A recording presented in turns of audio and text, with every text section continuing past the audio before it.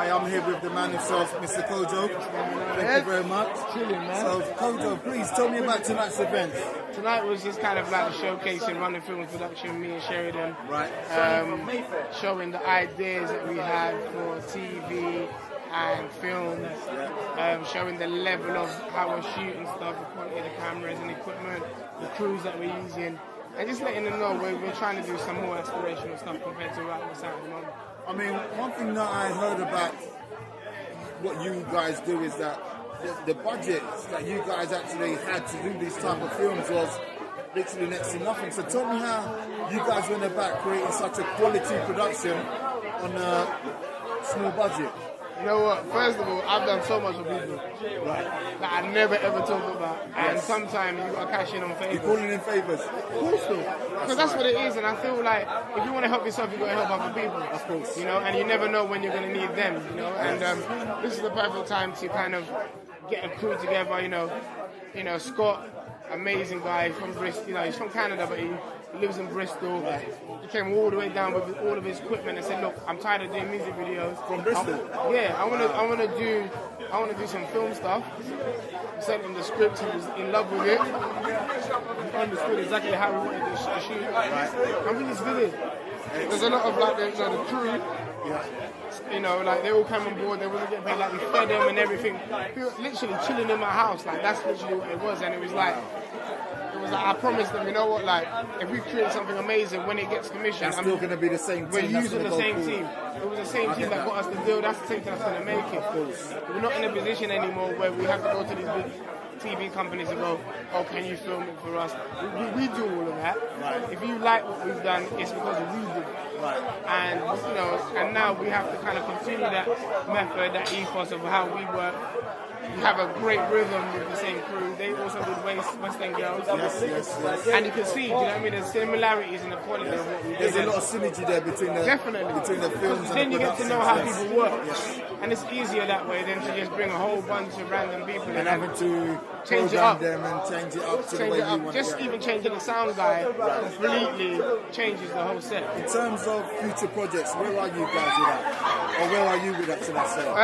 We've got called The Good Family, which is like a sitcom. It's a black family that win the lottery, and they're from Brixton and they moved to Hertfordshire, and everybody in the area, everyone in that area hates them, and that's what it is. But it's basically exploring that question that we've all asked ourselves: what would you do if you won the lottery? You can take the person out of the hood, but you can't take the hood out of the person. Oh, never. Amen.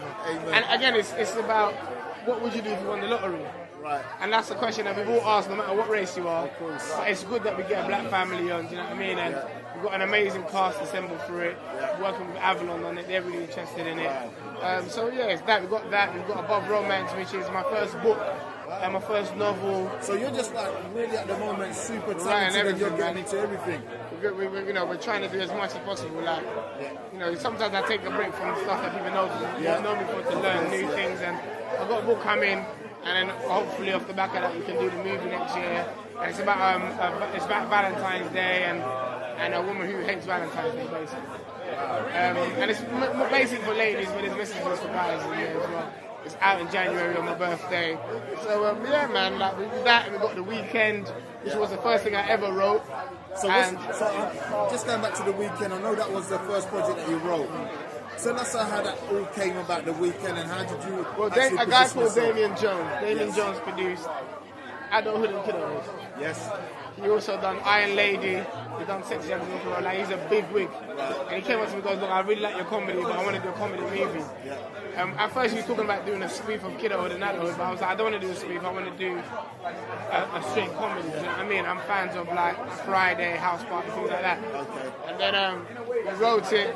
He got really politically busy with Iron Lady, so we parted ways. And then I tried to shop it around to various people. I write material, I write sketches, but I hadn't written a film before. I was learning how to use Final Draft, cell text, all those kind of things. And then I decided to write shorts. Wasteman Diaries, we wrote. Above Romance is the short. Confessions of a girl. We wrote, a project that's with Film London at the moment called One Night Plan. Right. Like a whole bunch of stuff, and then I was putting them out on Instagram. Yeah. Literally, like Monday, every day was a chapter.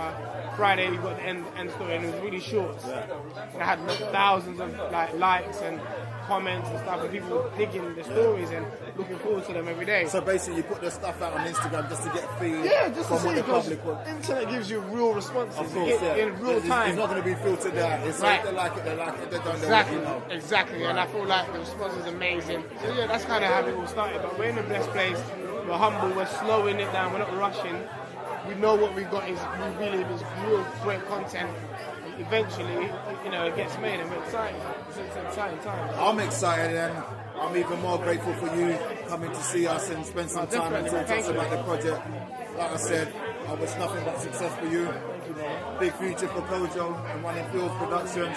Hopefully, see a few more projects coming. Yeah, man.